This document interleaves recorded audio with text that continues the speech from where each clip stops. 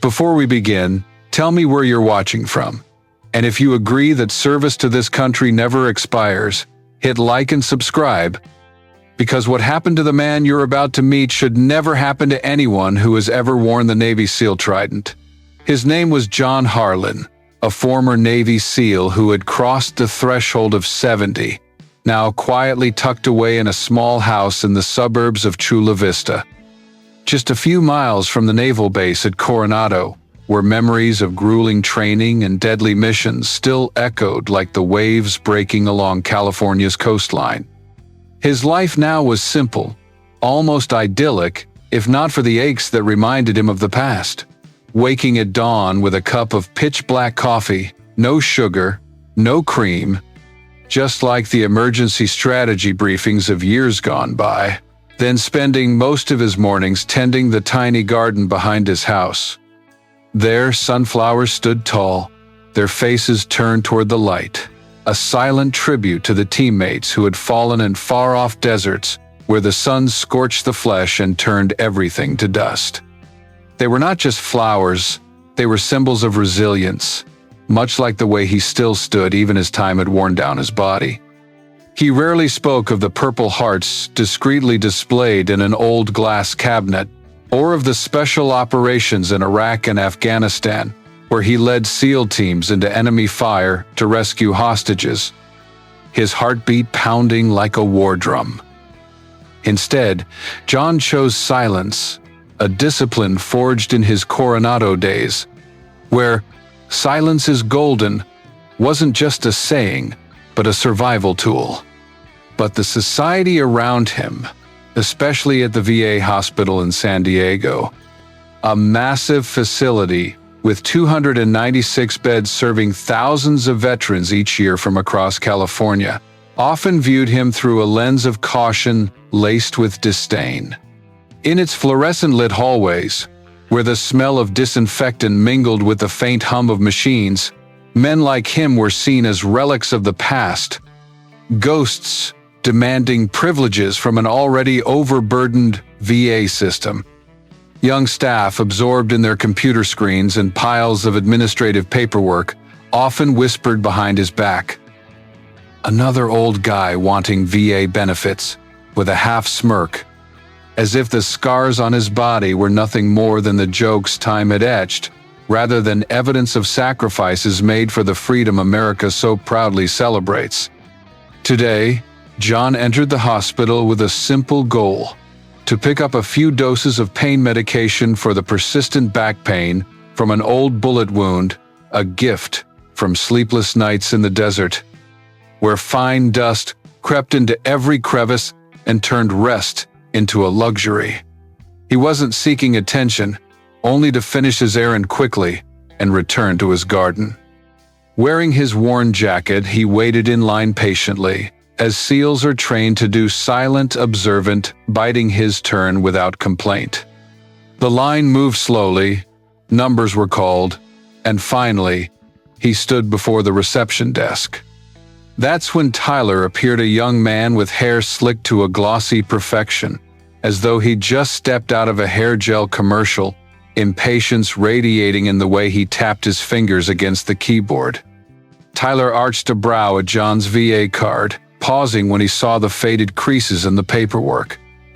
"You sure this is a real card?" he asked, his tone drawn out like a clumsy joke, the kind of light humor only those who have never faced real danger dare to use.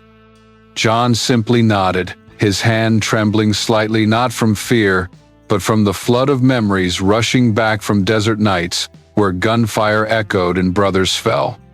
Modern California, with all its restless speed, seemed to have forgotten that men like him were the very foundation of the freedom they enjoyed every day, a subtle yet cutting kind of forgetting, one that tightened his heart beneath the armor of resilience. Welcome to Veteran Best Stories, where the war ends, but the stories live on. From the foxholes to front porches, we honor the silent battles our veterans still fight. Subscribe and walk with us beyond the battlefield.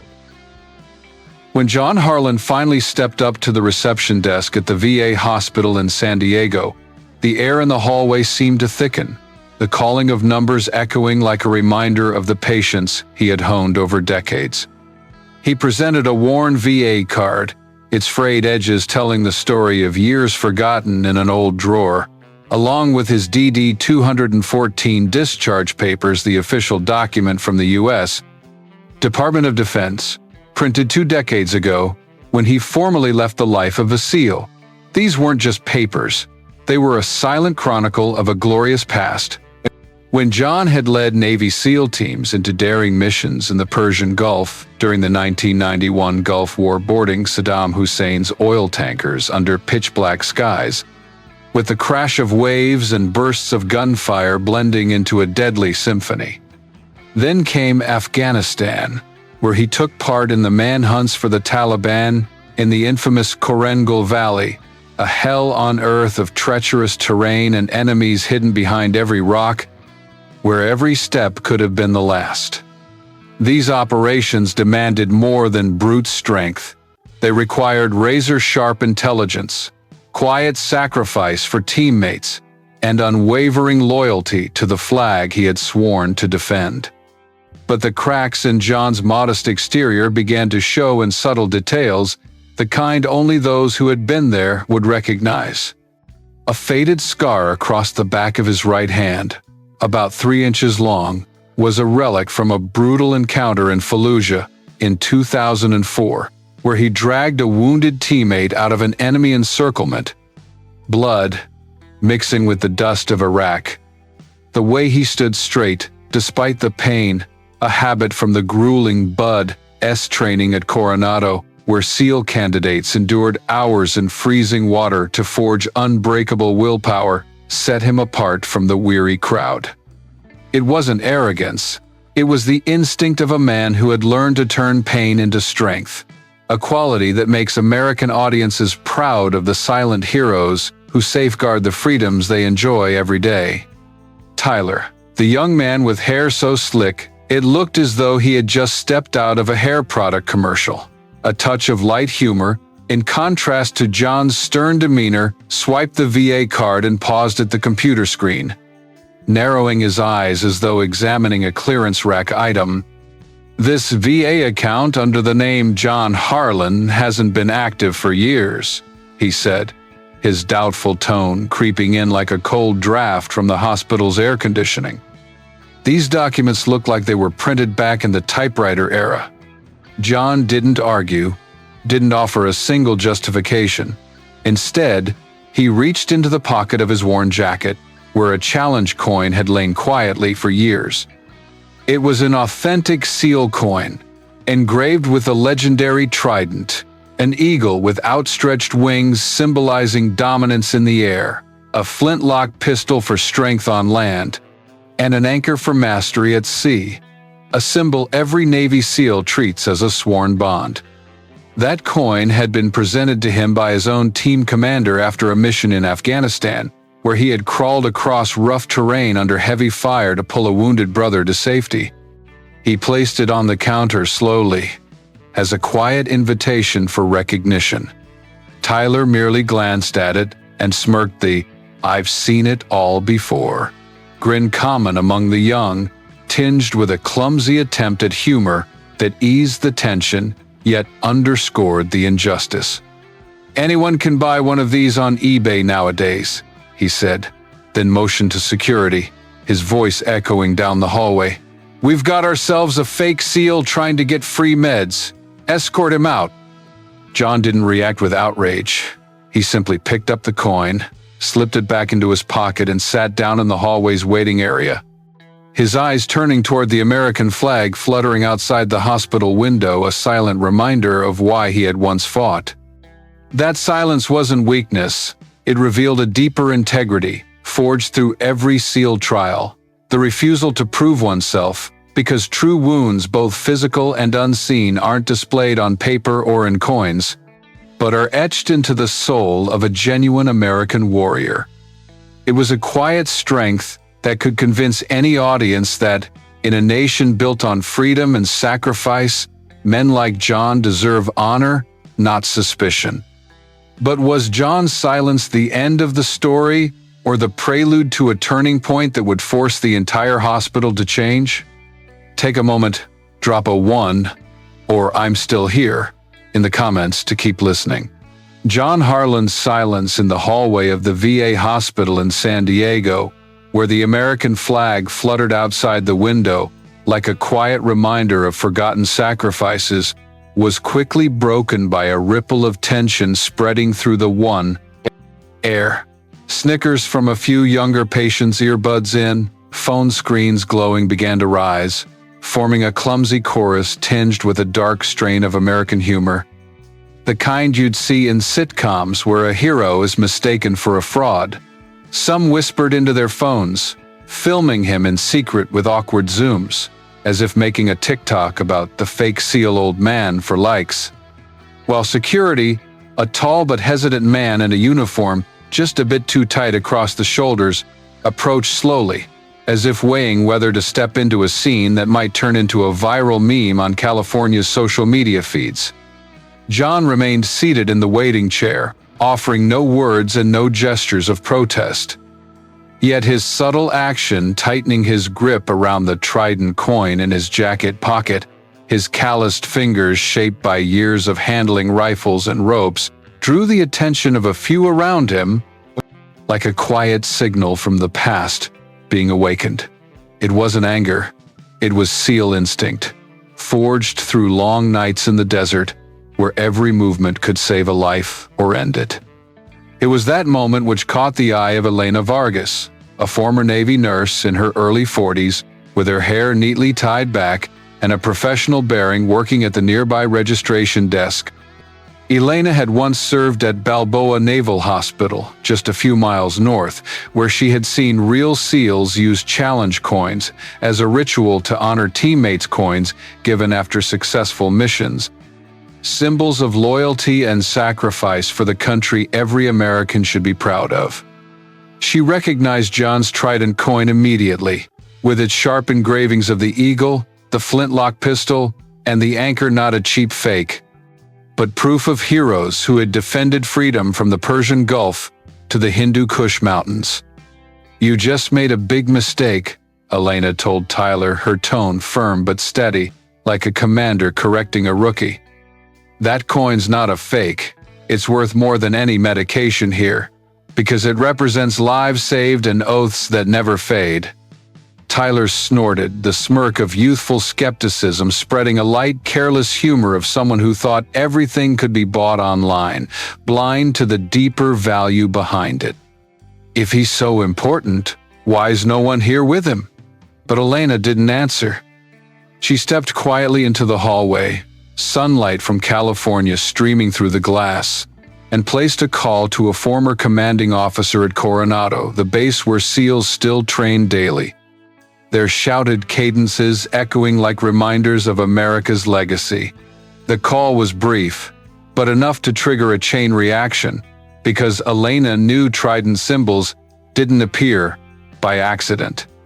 Meanwhile, in the office behind the desk, an older doctor with silver hair and thick glasses, who had worked at the hospital since the Gulf War days, when the facility was still an extension of the military base, overheard John's name in hushed conversation. He froze mid-stack of medical charts, memories rushing back like an old film reel. He remembered the honor plaque in the main hallway, a polished bronze plate etched with the names of veterans who had helped build the facility after it transitioned from the military, with support from the U.S. Department of Veterans Affairs. There it was, J. Harlan, clearly engraved in the middle row, a man who had led medical evacuation missions in Afghanistan, saving hundreds of American soldiers by coordinating Black Hawk helicopters under Taliban fire, turning moments of chaos into stories of heroism every American citizen ought to know. The doctor picked up the phone, dialing a special line reserved for urgent cases, a number known only to those who had served, and whispered, "That's a trident coin. He's here." The climax unfolded quietly when John, still sitting like a statue, adjusted his jacket sleeve absent-mindedly, revealing the faded trident tattoo on his arm, a mark only true SEALs, dared to carve permanently into their skin an unbreakable vow to the nation.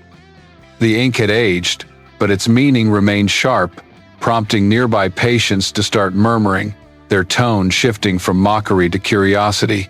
Maybe he's not fake. It was the turning point, where injustice began to crack, convincing the audience that in America, the honor of men like John could not be buried forever. But would those calls lead to a greater intervention? And who would be the one to step in and turn the tide? Stay tuned, because the next chapter will bring a revelation you'll regret missing: the true climax of American loyalty. The true turning point at the VA hospital in San Diego erupted like a delayed detonation, following the whispers of doubt that had spread through the hallway after John Harlan's trident tattoo revealed a fragment of his past. Suddenly, a young patient, a man in his early 30s wearing a hoodie emblazoned with the American flag, his face drawn from hours of waiting, stumbled and collapsed to the floor, clutching his chest in the grip of a sudden heart attack. His faint groans mingled with the background hum of medical machinery. The hospital, already tense from John's situation, fell into brief chaos. Shouts rang out. Staff rushed in a flurry that felt like a scene from a classic American action film, complete with someone tripping over a medication cart, adding an unintended dash of humor.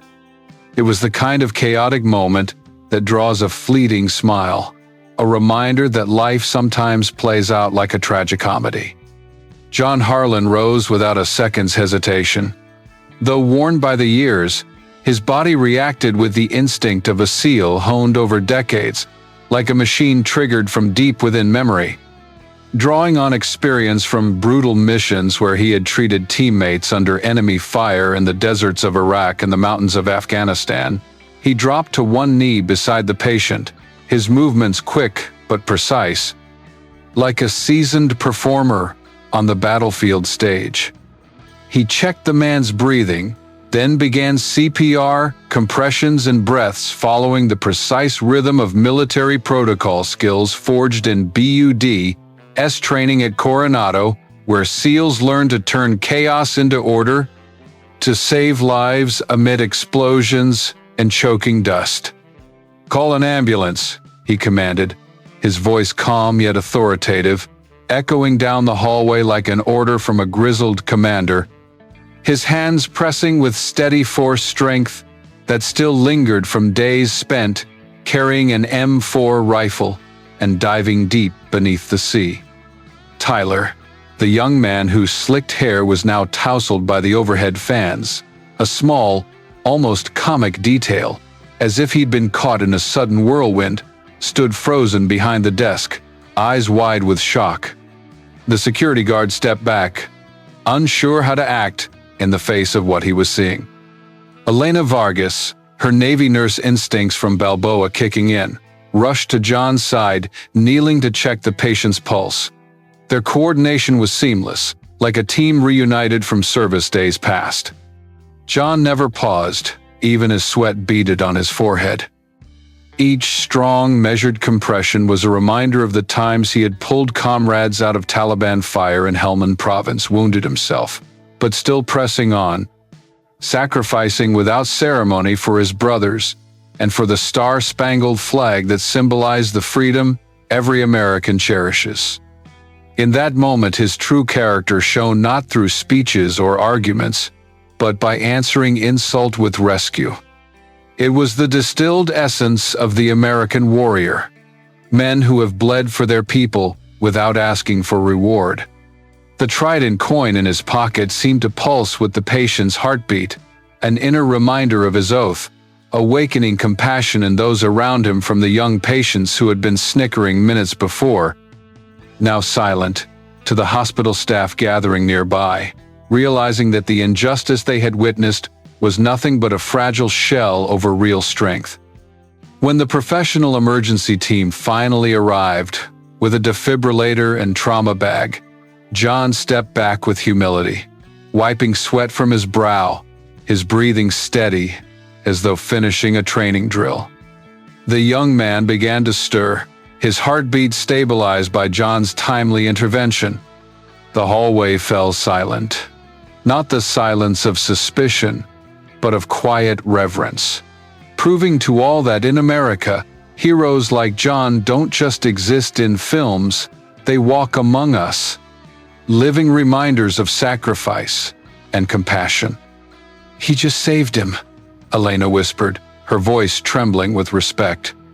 All eyes shifted from Tyler to John, the man once labeled a fraud, now recognized as a true hero, a living embodiment of the SEAL spirit America holds with pride. But would this act of heroism be enough to turn the tide, or would a greater figure step in to deliver perfect justice? My dear viewers, stay tuned for the next chapter 1 that will leave you in awe. And before we continue, take a moment to comment below. Tell me where you're watching from and what time it is for you. It's always fascinating to see people joining us from all around the world. The reverent silence that blanketed the hallway of the VA hospital in San Diego after John Harlan's act of heroism, where the young patient's breathing was now steady, quickly transformed into a wave of action, like a snowball rolling down a California mountainside, gathering everything in its path. From whispers of admiration, the urgent calls made by Elena and the older doctor began to spark a domino effect, linking past and present in a network of military loyalty only those who have served can truly understand. And at the center of that storm was Admiral Thomas Riley, a retired Navy legend who had once commanded the Naval Special Warfare Forces, including the SEAL teams, and was among the first SEALs ever to achieve 4-star rank. He was cut from the same cloth as Admiral William H. McRaven in real life, the man who oversaw the raid that took down Osama bin Laden, a symbol of American strength and strategic brilliance.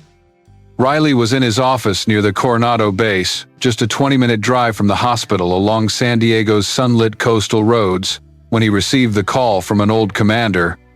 A special line where names like John Harlan weren't just memories, but living legacies. At the sound of John's name, Riley, his white hair framing eyes still as sharp and decisive as in his command days, slammed the phone down on his desk, the sound like a gunshot, then quickly donned his Navy dress uniform, its rows of medals and ribbons telling the story of campaigns from the Persian Gulf to the Indian Ocean. He stormed out the door at a pace that startled his young aide, a moment of subtle humor, like watching an aging general suddenly morph into a Marvel superhero, proof that age had not dulled his instinct to act. Riley owed John his life from a covert mission in Iraq in 1991, when John had led a SEAL team raid on an enemy compound under heavy fire. Evacuating the commander safely using a protocol, Riley himself had helped design moments he still recounted in speeches, underscoring that SEAL loyalty was not a slogan, but the act of saving fellow Americans. Now, he strode into the VA hospital with steady, commanding steps, his uniform gleaming under the fluorescent lights like a beacon in the storm, his voice ringing with controlled fury through the hallway. Who dares call Captain John Harlan a fraud? Tyler, the young man whose perfectly slicked hair was now a wind-blown mess, turned pale and stammered out an apology, his voice trembling with embarrassment, a moment of understated comedy, like someone suddenly realizing they'd provoked a living monument. But Riley didn't stop there. Turning to John, he gave a crisp, formal salute sharp enough to belong on a Pentagon parade ground, and declared publicly to the gathered crowd, "This man wrote the medical evacuation protocol for the SEALs, saving hundreds of American lives in operations the world will never hear about.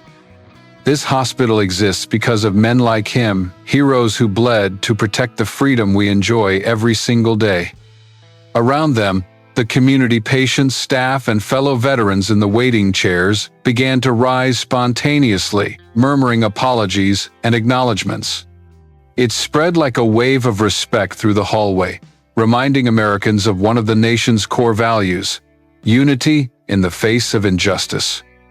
The young patient whose life had just been saved recorded a video on his phone footage of Riley saluting John and making his declaration, and within hours, it spread across X, Twitter, under the hashtag #RespectOurSeals, gathering thousands of shares from Americans everywhere, from Texas farmers to New York business owners, each commenting on loyalty and sacrifice, turning the incident into a national symbol of honoring veterans. Elena Vargas embraced John warmly, whispering heartfelt thanks, her eyes bright with admiration, while Tyler, head bowed in shame, stepped back and promised to review the VA's verification process using the ID.me system for faster and more respectful confirmation. A small but meaningful change, proof that justice can begin with individual actions. The reaction wasn't just an apology. It was a subtle reminder of the American spirit, where heroes like John Harlan are recognized, stirring pride and compassion in the audience, affirming that, in a nation built on sacrifice, respect is never too late. But would this recognition end here? Or would one final symbol close the story in a way that moves the soul? Don't leave now, the ending will deliver the true legacy of an American hero. As Admiral Riley's recognition spread through the halls of the VA hospital in San Diego, transforming the air from anger into deep reverence, everything gradually settled, like the calm after a California ocean storm. It was peaceful, yet it left a powerful aftertaste, reminding Americans of the strength of loyalty and quiet sacrifice. John Harlan, still as modest as when he'd walked in, quietly approached the counter to collect his pain medication, not as a reward for his heroic act, but simply as the means to continue his humble life in Chula Vista, tending his sunflower garden and keeping a promise to fallen teammates. He sought no attention, no boasting, only a gentle nod to Riley, his voice a sincere whisper. I didn't come here to be remembered, only to keep living and keep my word to my brothers. It was a subtle moment that convinced the audience that in America, true heroes don't need the spotlight. They live by the core values of freedom and responsibility, the very values that built this great nation. Riley, with a warm yet resolute smile, the kind of smile from an old general who suddenly reveals a softer side, laced with a touch of gentle humor, as he fumbled with the large medal in his hand, placed a hand on John's shoulder. It was a gesture bridging battlefield past and peaceful present. He handed John a Medal of Honor, a new version of the Trident Challenge coin, engraved in gleaming gold letters. Exceptional Service, Navy SEAL Legend. It symbolized the secret missions in Iraq and Afghanistan, that John had led missions that saved American lives and protected the flag. The entire hospital, wheelchair-bound veterans, civilians waiting for appointments, rose to their feet spontaneously, not because of an order, but because of the palpable, stirring atmosphere. It was a wave of respect, like a Pentagon parade, but more real, more personal, making American viewers feel the unity of a nation in their bones. John stepped outside into the brilliant California sunlight, the ocean breeze from Coronado brushing past him.